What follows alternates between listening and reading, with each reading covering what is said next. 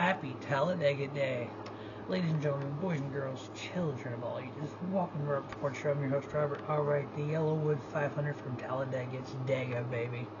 500.08 miles, 188 laps, 3 stages, 60, 60, and 68. Fuel range is 40 to 43, so there will be a pit stop in each stage. 7 sets of tires. What we've seen from the Xfinity Series, then last year in the Cup Series, and earlier this year, more than likely that pit stop in between during the stage will be 2 tires and fuel, and then may or may not change forward at the stage break, maybe 2 tires and fuel for track position, and just rotate back and forth.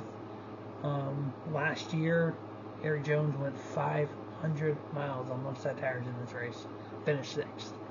So there is going to be all kinds of different strategy all over the board, which makes it fun and dramatic, and whatever other word, crazy, insane, whatever other words you want to put in there. It's Talladega. Chevrolet's won 3 straight. Ford actually at one point won 7 straight, 2015 and 2018. That Roush Yates horsepower is second to none at these drafting tracks. The last 10, Chevrolet won 4, Ford 4, Toyota 2. 5 of the last 10 Talladega races have gone to overtime. In the last 15 Talladega races, 6 or more cautions 14 times. We know we're going to have the 2 stage breaks. We know there's going to be at least one big one. It's going to take out multiple cars. Who can survive? Yeah, just because you run up front doesn't mean you're going to survive the wrecks. Back in the spring, Aric Almirola had an 8.9 average running position, finished 20th. Bubba Wallace had a 9.4, finished 28th. Martin Truex Jr. 9.7 and finished 27th. Now I want to note, Bubba finished in 28th. Bubba was leading the lap before the white flag lap. Coming to the white flag is when, coming out of 4, is when him and Blaney got together. So that was the last lap, and he finished 28th. So that's, in this day and age, that's how many cars are running at the end. There's still a lot of positions you can lose. Martin Truex 9.7, finished 27th. Ryan Blaney 9.9 and finished 2nd. So he was back a little bit, but still finished 2nd. Denny Hamlin 10.8, finished 15th. Now last in the spring, earlier this spring, Ross Chastain had an average finish of 6.4 and finished 4th. Erik Jones, an average running position of 7.2 and finished 6th.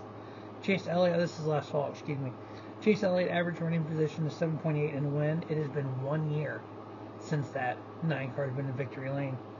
Aric Almirola had an average running position, of 9.2 and finished 14th. Now to the finishes. The last 3 Talladega races, so this is next gen era only, and I'm not going to be talking about Daytona here, because Daytona and Talladega, yes, they're both drafting tracks. Yes, they both are similar. Talladega is so different. Talladega can go 3, 4, 5 wide at points. Daytona, you can't do that. You can't at Talladega, but we've seen, earlier this spring we saw 3 wide for about 15, 20 laps, which was insane. But we know, figure there's 60 laps, 40 lap pit window, so 15 or 20, 25 to go into stage, people are going to pit, so you get single file. It takes laps to do that, so crazy is all you can really describe this track. So the last 3 Talladega races, again, this is just next gen era stats. Ryan Blaney 5.0, Erik Jones 6.0, 3 straight 6th place finishes. Chase Elliott 6.6 in that win last fall. Kyle Busch 8.0 in a win this spring. Ross Chastain 9.3 average finish with a win last spring. Alex Bowman 11.0, William Byron 11.3, Denny Hamlin 13.3, Justin Haley 15.3, and Michael McDowell 15.3. Now, again, those are just next gen era stats. Now, if you go back to the last 7 races at Talladega, Erik Jones 8.7, Ryan Blaney 9.3, Denny Hamlin 12.0, William Byron 12.4, Brad Keselowski 13.1, Kevin Harvick 14.6, Todd Gilliland 14.7, Chase Elliott 15.0, Chase Briscoe 15.3, Ross Chastain 15.4. So some of the same characters, cast of characters, ran up front in the old car and in the new car. In the spring this year, we had 57 lead changes among 21 drivers, 8 cautions for 34 laps. Time of the race was 3 minutes and 33 seconds, or 3 hours and 33 minutes and 25 seconds. Back last fall, we had 57 lead changes for 17 drivers, 6 cautions for 25 laps. Time of the race was 3 hours, 15 minutes, and 23 seconds. Somehow the time of the race started mattering here recently. Last spring, we had 41 lead changes among 16 drivers, 6 cautions for 28 laps, and time of race was 3:21:52.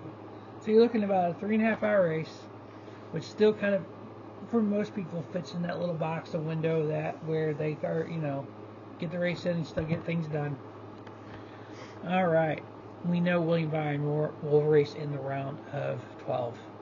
Denny Hamlin plus 33, Chris Buescher plus 22. Christopher Bell plus 20, Martin Truex Jr. plus 19, Ross Chastain plus 12, Brad Keselowski plus 8, Kyle Larson plus 2, Bubba Wallace minus 2, Tyler Reddick minus 3, Ryan Blaney minus 11, and Kyle Busch minus 17.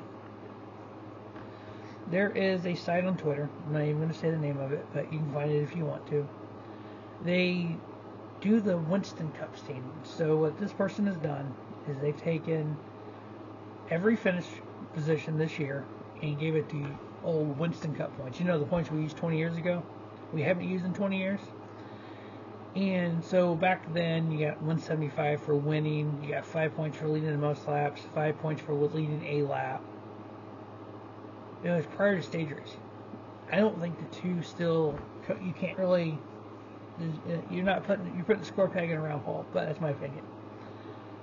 The reason I brought this up, because I had done some research. In the 19 seasons prior to the playoffs, so 1984 through 2003, the champion won 6 or more races, or 5 or more races, 10 times. 10 of those 19 years. During the playoff era, the champion, the 19 years, the champion has won 5 or more races 17 times. In that 19 years prior to the playoffs, the champion won the final race of the season 1 time. Since then, the champion has won that final race 9 times, 8 straight. In 2023, with this next-gen car, we have more competitive races. The field is more competitive top to bottom. You don't have the attrition that you had back in the day, as we all like to say. You don't have as many cautions as back in the day, like you like to say. Cars are running longer, more people are running, more people on the lead lap. I know 19 years in, people don't like the playoffs. 19 years in, people don't like the lucky dog. People don't like stage racing. Here's the thing. Back in the day, like we like to say, again, I've been a fan of the sport since 1986, so I can speak on back in the day. People would run around at the back and avoid the big wrecks and then migrate their way to the front, and boom, there you go. You can't do that today because of stage points. You can't do that today because passing is harder than ever before. Here's the thing. In the era that I've watched, and you can go on NASCAR Classics and double check this, you had the haves and the have-nots. Haves, have-nots. The haves and have-nots is more here than ever, closer than ever before. So passing should be harder than ever before. There's never been a time where a driver, by himself, could pass at will on every track for every race. Everyone on the track can pass at will. Now, we've always had that outlier where we've had drivers make up laps, but there's also cautions involved in some of that. There was also different rule packages. There was different rules. A lot of people hate this next-gen car because it brings the competition closer together. A lot of people hate this next-gen car because it's not a real race car. Excuse me? It's not a real stock car. People, these cars haven't been stock since the 50s. I'm sorry, they haven't. Back in the 70s and 80s, yes, there was pieces I think the trunk lid was, and then maybe the rear quarter panel. That was pretty much it. Back in 1949, 1955, you could drive people talked about driving a family car to the racetrack. You had to put a roll cage in it, so there was different rules for that. You had to put a fuel cell in it later on, unfortunately after we lost quite a few drivers. So these cars haven't been full stock since then. Enjoy it for what it is. It's stock car racing. Alright, NASCAR Fantasy Live. Not doing well, but you know what? It's always fun. It gives me a group of drivers to root for. I don't always pick my favorites, but I pick who I think will do well at this track. So, for Talladega, my NASCAR Fantasy Live lineup is going to be Ryan Blaney, Brad Keselowski, Bubba Wallace, Eric Jones, Kyle Busch, and then I have Chase Elliott in my garage. If you are new to NASCAR Fantasy Live, during the regular season, you get to use each driver up to 10 times. During playoffs, you get to use each driver up to 5 times. And so you go in each race and put your lineup in, do it before the race starts. And you can use, again, anyone in the field up to 5 times during the playoffs. You have a garage pick. And so what that is, so basically Chase Elliott is in my garage before the end of stage 2. So for lap 20, I would recommend like lap 110, 115. Make sure if you are watching it behind, you go in there before you're caught up on TV and change it, because I tend not to do that sometimes. And I can put Chase Elliott in for any of my other drivers, the other 5. I can pull out Brad Keselowski and put Chase Elliott in, or whoever. What that does for you is if your garage pick is running better than one of your 5, say Ryan Blaney crashed out on lap 1, I'm immediately going to go put Chase Elliott in, because it doesn't hurt anything, because we know Ryan Blaney's going to finish last. Everybody else has to finish above him. So my 4 picks, like I do always for these races, is going to be Bubba Wallace, Kyle Busch, Chase Elliott, and Brad Keselowski. Now, I ain't great at all these picks, because you know what, the next gen area is a little more challenging to pick than it is any other area. Truck Series, I'm 9-12. Who saw Brett Moffitt winning yesterday? If you did, great for you. I'm glad. I enjoyed it. I like Brett Moffitt. Xfinity, I'm 17-11. And then the Cup, I am 5-26. That includes the All-Star race and the Clash.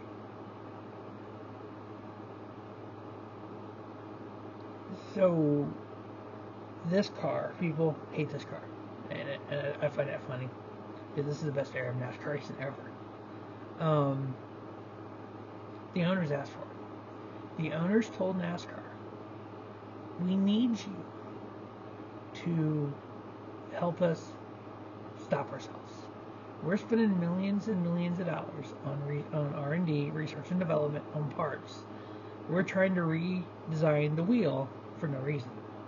NASCAR helped us. They did. This is the help.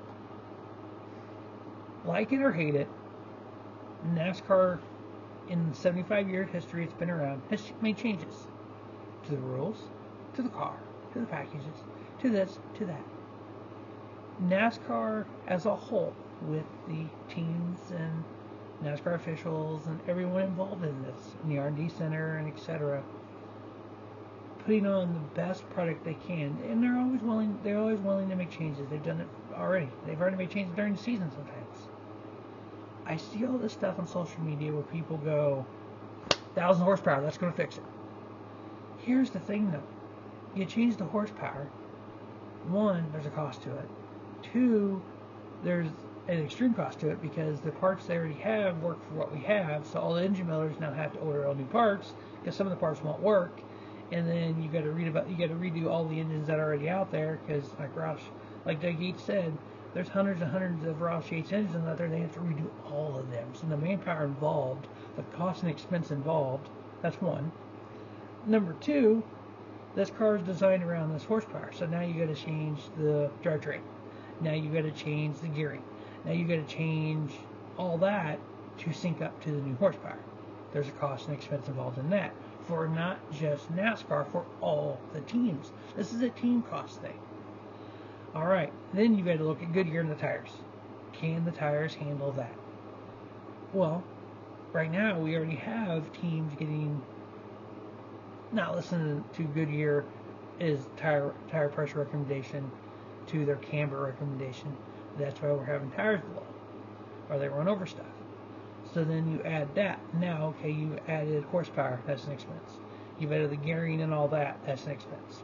You've worked with Goodyear to change the tire. There's an expense.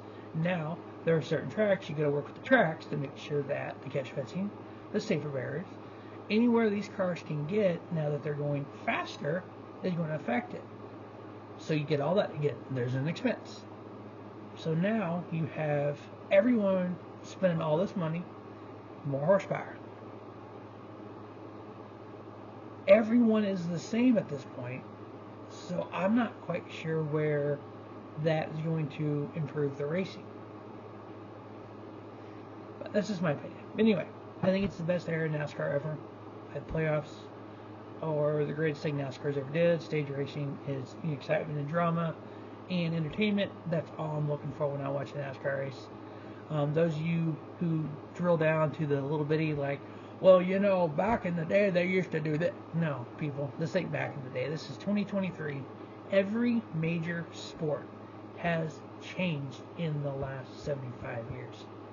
Show me a sport that has not changed at all in the last 30 years. Please, because I want to see it, because every major sport that I know of has changed for the better. Alright. YellaWood 500 preview. 4 picks: Bubba Wallace, Kyle Larson, Chase Elliott, Brad Keselowski. It's going to be fun. It's going to be chaotic. Excitement and drama. Somebody's going to lock their way into the round of 8. As always, thanks for watching Robert Sports Show. Don't just have a great day. Have a spiffy day. Robert Sports Show, your YouTube leader sports channel content.